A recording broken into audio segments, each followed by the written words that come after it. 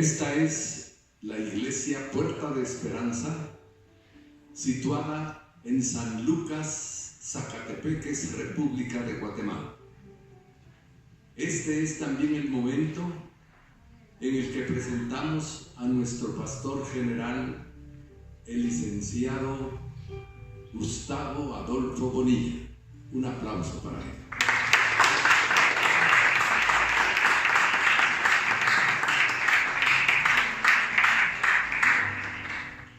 Muy buenos días, hermanos. Amén. Sean todos cordialmente Bienvenidos. Nos alegramos con tenerlos con nosotros y especialmente queremos darle una bienvenida a algunas personas que nos están visitando por primera vez. Tenemos a la hermana Sonia Cantoral, hermana de nuestro hermano Carlos. Bienvenida, hermana.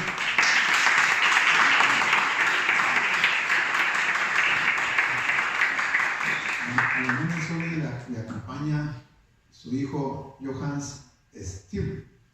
Ellos vienen de Estados Unidos.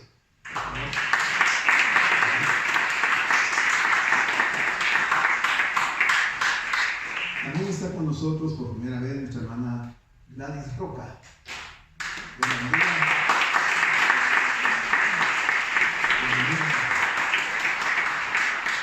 Y nos acompaña nuevamente la familia Suchite Rodríguez. Dios los bendiga a los hermanos.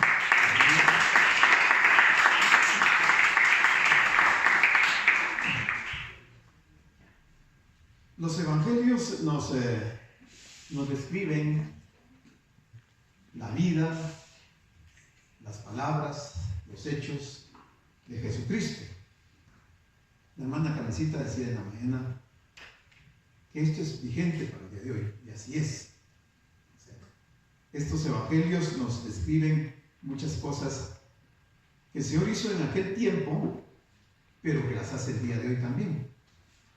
Porque la palabra dice que Jesucristo es el mismo de ayer, de hoy y por siempre. Y su poder no ha disminuido. Dios no ha envejecido. Él sigue estando pendiente de sus hijos. De tal manera que hoy podemos tener plena confianza de que el Señor está con nosotros. Damos una bienvenida a hermana Adelita también, hermana Ani, que están con nosotros. Bienvenidas. Y entonces estamos viendo qué nos cuenta, qué nos relata Lucas, el doctor Lucas. Y Lucas introduce algunas parábolas y algunos actos del Señor que no aparecen en otros evangelios. Estamos viendo el capítulo 17 de Lucas y hoy nos corresponde ver el versículo número 8. Según yo, si no estoy equivocado. Vimos la semana pasada que el Señor les había dicho a sus discípulos: ¿quién de vosotros, pregunta el Señor, quién de vosotros, teniendo un siervo que ara o apacienta ganado, al volver él del campo, luego le dice, pasa, siéntate a la mesa? Eso lo vimos la semana pasada. Pero aquí hay otra pregunta. Dice, ¿no le dice más bien, prepárame la cena, cíñete y sírveme hasta que haya comido y bebido, y después de esto, come y bebe tú?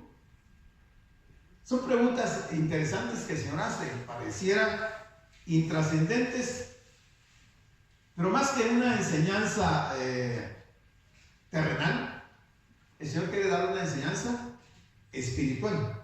Y ahí es donde radica la importancia de las palabras que el Señor está diciendo.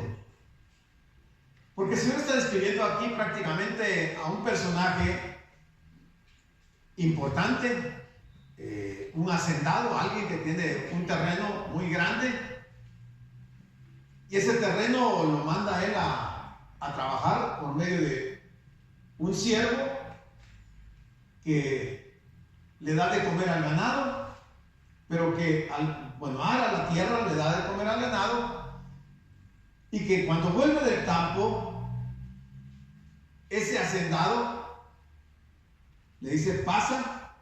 ¿Le dirías el hacendado a este siervo, pasa, siéntate a la mesa? Si nos imaginamos la escena, si usted fuera ese hacendado y ve venir a su siervo que ha trabajado la tierra, pagó la tierra, le dio de comer al ganado y usted lo está esperando para que le sirva. Pero él pregunta si él le diría al siervo, pasa, siéntate a la mesa, cuando él necesita ser servido. Obviamente que no va a suceder eso. Dice, no le dice más bien, prepárame la cena. Viene este siervo de trabajar la tierra, de darle de comer al ganado.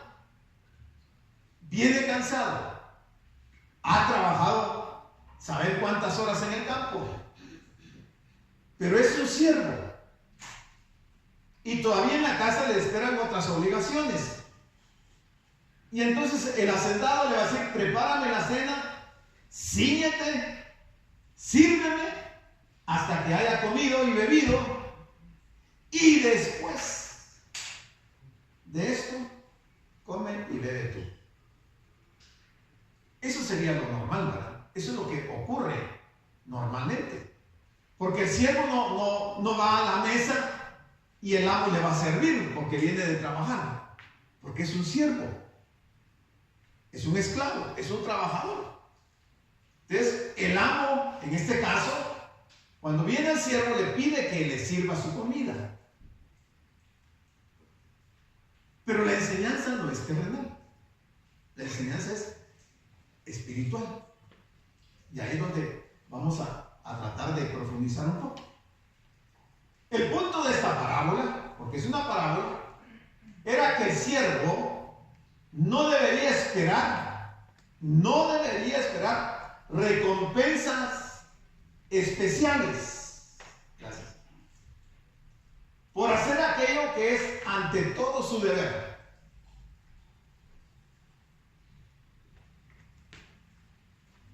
Y nosotros hemos vivido situaciones como estas, tal vez no en el campo, pero sí en la ciudad, como empleados que hemos sido en algunas empresas. Hemos tenido una serie de responsabilidades, de obligaciones, pero si el dueño de la empresa nos pide que hagamos algo más, como somos sus empleados, no debiéramos de esperar una paga extraordinaria, porque nos están pagando un sueldo, un salario, para estar al servicio de este empresario.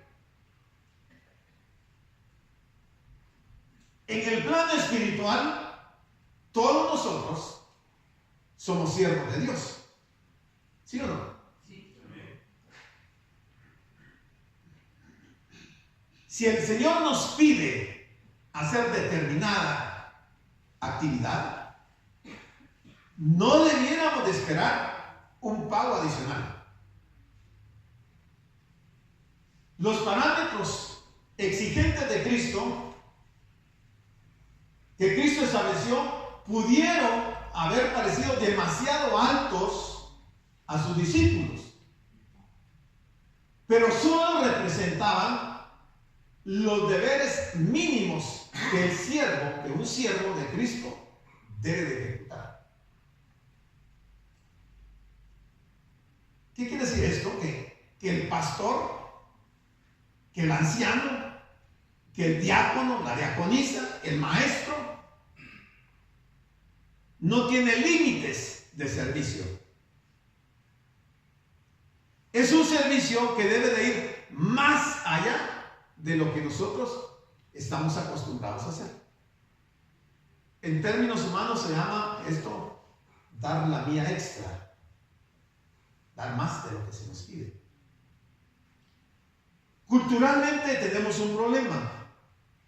Y eso lo vemos no solamente en nuestras actividades seculares, sino que también con mayor énfasis o en mayor proporción lo vemos en el servicio en la iglesia. Si yo soy diácono, solo quiero hacer aquellas cosas que se me establecieron que debía hacer y no quiero hacer nada más. Pero el amo de nosotros espera de nosotros un servicio de excelencia. Queremos más allá de nuestras fuerzas, que le sirvamos en muchos ámbitos, sin esperar un pago adicional. Quienes obedecen no deben pensar que esto es algo meritorio, que debe tener un reconocimiento especial. Sin embargo, en contraste podemos ver que en Lucas 12:37 Jesús promete servir a sus siervos. Hay una estrecha interrelación entre el amo y el siervo. En este caso, el amo es Jesucristo y los siervos somos nosotros. En muchas situaciones el Señor nos sirve a nosotros. Y nos sirve sin ninguna medida, sin ninguna limitación. Él nos da mucho más allá de lo que nosotros, si es que podemos usar la palabra, mereciéramos. Porque realmente no merecemos nada de parte de Él. Pero Él se extralimita y nos sirve en situaciones donde nosotros jamás imaginamos que Dios nos iba a servir. Pero nosotros a veces somos muy mezquinos y solo queremos servir al Señor si es que lo hacemos en algo muy específico. Y si vamos a hacer algo más, o protestamos y no lo hacemos, o bien si lo hacemos de mala gana, porque sentimos que esa no era nuestra obligación. Eso le correspondía al otro hermano, eso le correspondía al fulano, a la sultana, no a mí. Entonces nos estamos poniendo en un plano en donde esta parábola que el Señor establece y le dice a sus discípulos nos afecta.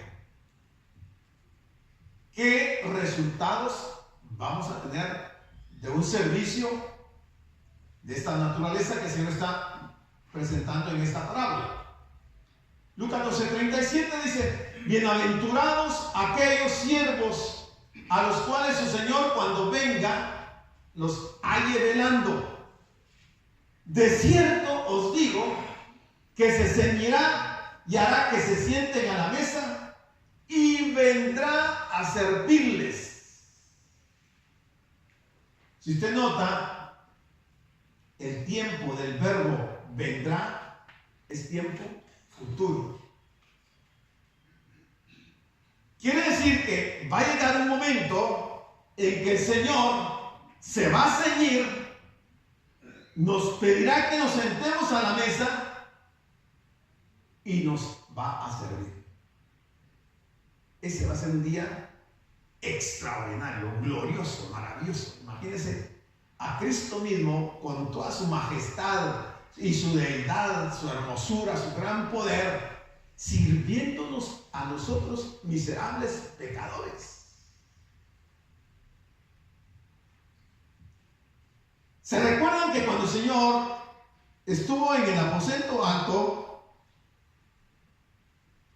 después de darle una serie de enseñanzas a sus discípulos, de repente el Señor se levantó de la mesa y todos pensaron que el Señor se iba a ir? Se quedaron asombrados porque intempestivamente el Señor se pone de pie y empieza a caminar y se va y agarra una tinaja con agua, se ciñe una toalla, llega donde están los discípulos y se pone de rodillas y empieza a lavarle los pies a Pedro. Pedro en ese momento se sintió indigno. ser que el maestro me lave los pies.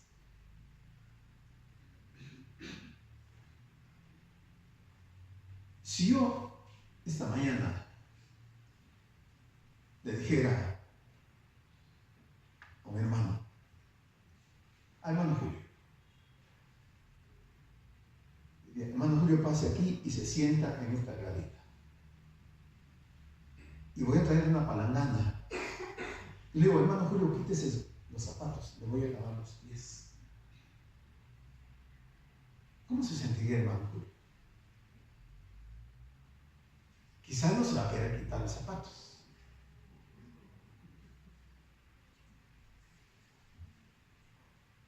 Porque lavar los pies es un acto de mucha humildad. Y a uno le da vergüenza. Oye, las señoras, no todas, pero muchas, eso ya es una situación muy normal, porque van al salón y piden que les hagan pedicure, que le hagan los pies. ¿Cuántos hombres de aquí van al salón para que les hagan pedicure? Tengo miedo.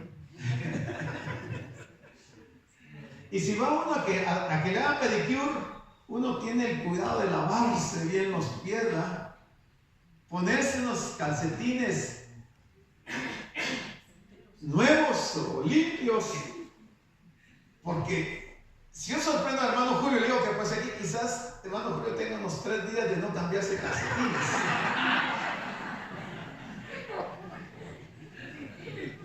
y se va a sentir mal, porque así va a sentir ese olor a perfume de gardenia que sale de los pies, y por eso no va a querer que yo le lave los pies. Pues Pedro, así todo rústico como era, con sus sandalias, después de haber caminado muchas cuadras en el polvo, los pies los tenía sucios. Y el Señor les dio una demostración de un acto de humildad. Y Pedro dijo, Señor, a mí no me lavarás los pies. El Señor le dijo, si tú no dejas que te lave los pies, no tendrás parte conmigo. Pedro entendió. No tener parte con el Señor, eso sí no me lo quiero perder. Entonces Pedro dice, entonces Señor, lávame también la cabeza, la espalda y lávame todo el cuerpo. Pero lo que el Señor estaba haciendo era bien simbólico y bien importante. En el diario caminar nos ensuciamos, nos contaminamos. Espiritualmente necesitamos que el Señor lave nuestros pies. ¿Por qué digo que solo nuestros pies? Porque el Señor mismo en San Juan capítulo 15 versículo 3 le dice, vosotros todos ya estáis limpios. Ya estamos limpios. ¿Y en qué momento nos limpió el Señor? Por la palabra. La palabra nos limpia, pero nos volvemos a ensuciar los pies. Y aquí tenemos un personaje que el Señor le está contando en la parábola de que es siervo, está trabajando y viene. Y el Señor no le va a decir siéntate y come, sino que le va a decir cíñete, prepárame la comida, tráeme la bebida, y después que yo haya comido y bebido, siéntate tú y come, porque es siervo, no es el amo. Lo que pasa es que algunos de nosotros algunas veces nos creemos amos. Ah, es que como es el pastor, ¿verdad?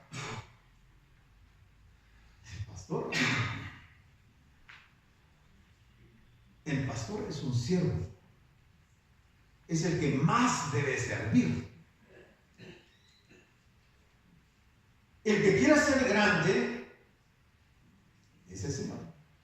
El más grande es el que más sirve.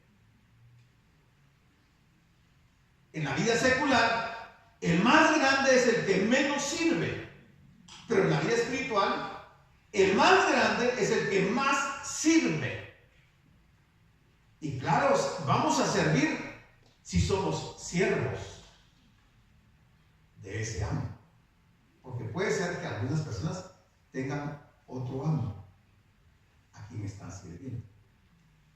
Pues el Señor está prometiendo que va a haber un día en que Él se va a ceñir, nos pedirá que nos sentemos a la mesa y vendrá a servirnos. Podríamos preguntarnos, ¿por qué los siervos que habían hecho todo lo que se les había ordenado hacer habrían de llamarse inútiles? Pregunto, ¿es usted un siervo inútil? Sí, porque lo que se me pidió que hiciera, no lo hice. No. ¿Cuántos siervos inútiles hay aquí? Levanten la mano. 3, 4, 5, 6, 7, 8, 9. Déjenme decirles que todos, absolutamente todos, nosotros somos siervos inútiles. ¿Quién de aquí me puede decir que hace más de lo que el Señor le pidió que hiciera? Levanten la mano.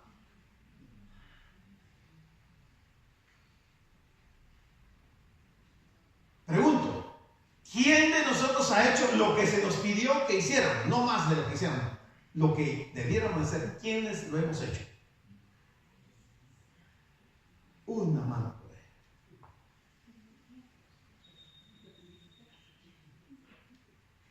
Cuando uno se examina, uno se da cuenta que no hemos hecho lo que nos correspondía hacer. Entonces, quiere decir que cuando el Señor nos dice siervos inútiles, es que el Señor está reconociendo que nosotros no hemos dado la talla de lo que Él esperaba que nosotros hiciéramos como siervos. ¿Qué impulsó a Lucas inmediatamente después de relatar esta parábola a regresar hasta el principio del viaje que está describiendo y de ese modo presentar a Jesús como que está viajando por la frontera entre Samaria y Galilea?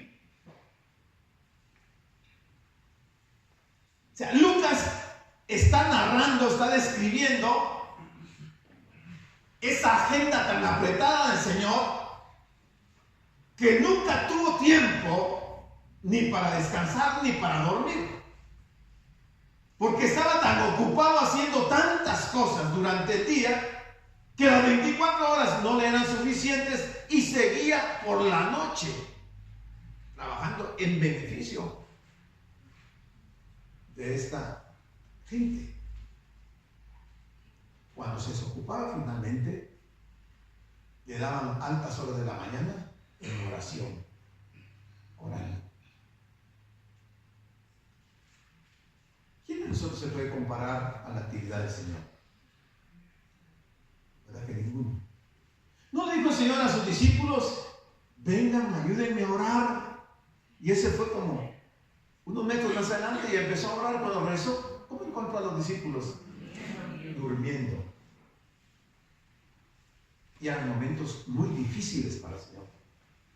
Estaba por ir a la cruz. Necesitaba que lo apoyaran en oración.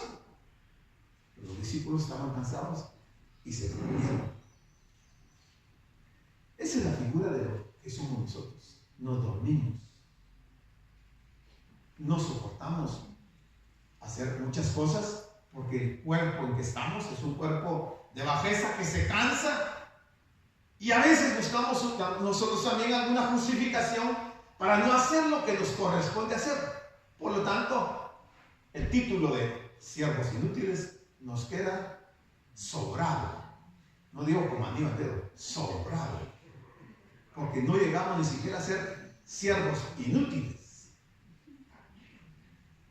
Es claro que estamos tratando aquí con el propietario de una pequeña hacienda.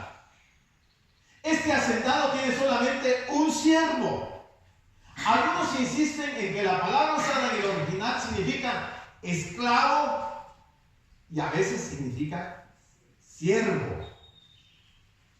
Sin embargo, debemos recordar que Jesús está dirigiendo su mensaje primeramente a sus discípulos. ¿Cuántos seguidores de Jesús hay acá? Amén. Levanten la mano los seguidores de Jesús. Ok, baje su mano. Levante su mano el que es discípulo de Jesús. Ahora son menos manos. ¿Verdad que hay una diferencia entre ser seguidor y ser discípulo? Yo puedo ser simplemente un seguidor, pero sin responsabilidades.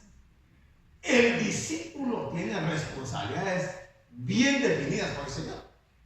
Por eso es que no todos somos discípulos. Hay una gran diferencia entre ser un seguidor y ser un discípulo.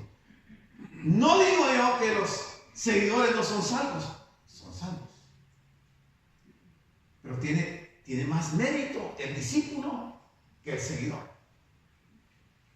Las multitudes, grandes multitudes, seguían al Señor, allá iban detrás de Él. Pero algunas de esas multitudes, el Señor en alguna ocasión les dijo: ustedes me siguen porque les di de hartar. Así dice literalmente la palabra. Ustedes me siguen porque les di de hartar. Ustedes me siguen porque quieren un beneficio físico en su cuerpo. Pero los discípulos no. Los discípulos iban donde el Señor iba, le servían, lo atendían, estaban con Él, lloviera, tronara o relampagueara. Ellos estaban siempre con Él. Porque un discípulo es un alumno, uno que tiene interés en aprender, en este caso, la doctrina. Pero que no solamente quiere aprender la doctrina, sino que aprendiéndola, la quiere poner en práctica. Quiere vivir la palabra de Dios. El seguidor no siempre es así. Mientras hay beneficios, siguen al Señor. Yo creo que aquel día, cuando Poncio Pilato sacó al Señor al estrado y les dijo: no encuentro pecado en ese hombre, así es que lo voy a soltar. Entonces las multitudes empezaron a decir: crucifícale, crucifícale. Y se habían hartado y habían sido sanados muchos de ellos por aquel que a quien hoy en ese día estaban pidiendo que lo crucificaran. Gente mal agradecida, gente mal agradecida, gente aprovechada. Porque tenemos que reconocer que dentro del Evangelio, dentro de las iglesias, hay gente que es aprovechada, gente mal agradecida, que solo asiste a las iglesias por propia conveniencia, pero no pensando en servir a Dios, no pensando en expandir el Evangelio, sino para ver qué me dan. Y aquí lo va a mencionar así. No es probable que algunos de estos discípulos tuviesen siervos más bien que esclavos. Leamos que nos dice Marcos 1:20. Y luego los llamó el Señor y los llamó el Señor a Pedro y a Jacobo y a Juan. Y ellos, dice, dejando a su padre Zebedeo en la barca con los jornaleros. No dice con los esclavos, con los jornaleros le siguieron. Mira, bueno, es interesante ver cómo el Señor, así como llamó